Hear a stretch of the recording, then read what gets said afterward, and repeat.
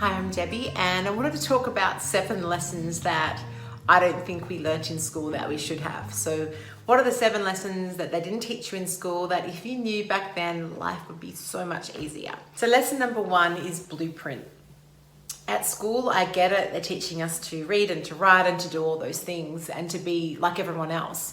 But they don't really hone in or advise us or tell us that we have our own unique blueprint or our own unique purpose, and that we have our own unique resonance of energy. So this is about really helping us understand that we are unique. We have our own fingerprints. No one is the same. And I think honing in on that and inspiring you to find your own way of showing that and your own unique way of coming into your talents and your blueprint would be a really amazing gift to do to young minds at school. So that's lesson number 1 that I don't think we learn in good measure. Number 2 is that your greatest shadow is your greatest gift. So what does that mean? It means that the thing that you struggle the most with, or that what is your greatest wound, will wind up being your greatest talent or gift or expertise when you're older. So we might struggle with it all throughout school or even into our adult life, but if we really understand that that drives us into being the best, most brilliant version of ourselves, then we're less likely going to be turning in on that and judging ourselves for it, and more likely to want to understand it, still understand that it's difficult, but kind of work through the wisdom of that and come out on the other side of being a little bit more grateful for that lesson. And there's ways that you could teach that in school that would be very understandable for kids and maybe inspiring. Number 3 is that other people that judge you, this is the biggie, other people that judge you are really projecting their own issues and shadows. So what we're really saying is that when someone calls you XYZ or teases you about something, that's really because they see that quality in themselves and they don't like it. So that would be a huge one for kids to learn. So when they're getting teased or when they're getting bullied or when something's been said about them, they realize that person's really saying it about themselves. If that could be taught to us at school, that would be huge.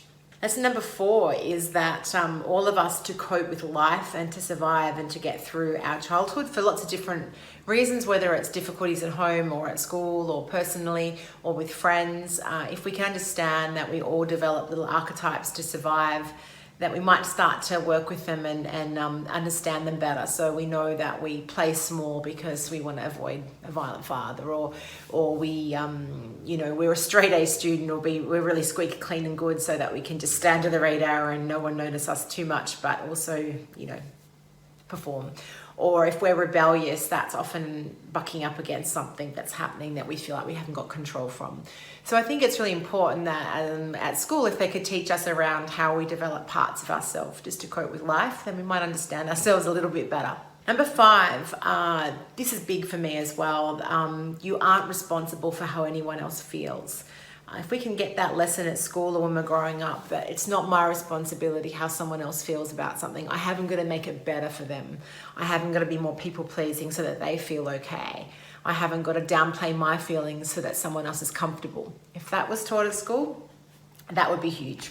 Number 6 is your alpha mind and the value of being in the alpha mind, which is the conscious mind, the intuitive mind. We're like that naturally as kids, but if we can be taught how important that is and how respectful to be of this curious, intuitive, creative mind, and how we can really value it and hone in on it so that we take it through into adult life, I think that would be huge for us. Number 7, your spirit mind is much greater than your mental mind. So whilst it's good to compute and to do language and to do math and to do all those mental tasks that we're taught to do, if we can just learn the value and the gift of that intuitive spirit mind, or that higher self mind, or that energy that sits behind that, also called the heart and the heart space, then I think we would really grow up realizing that mental powers or skills aren't the only way for us to be thriving and to succeed, and that there is a deeper part of us that is in operation rather than just the mental competitive get good marks kind of brain. And then if I was to throw in a bonus round, I'd say people often use that term fake it till you make it. I heard another one recently on Instagram called fail till you make it. I really love that one. Like, let kids, talk about kids at school, fail it till you make it. Like keep going until you make it, because you might fail 3 times or 7 times, but one day you'll make it, as opposed to I've failed and that's it. So fail till you make it is a really nice one as well as a bonus round.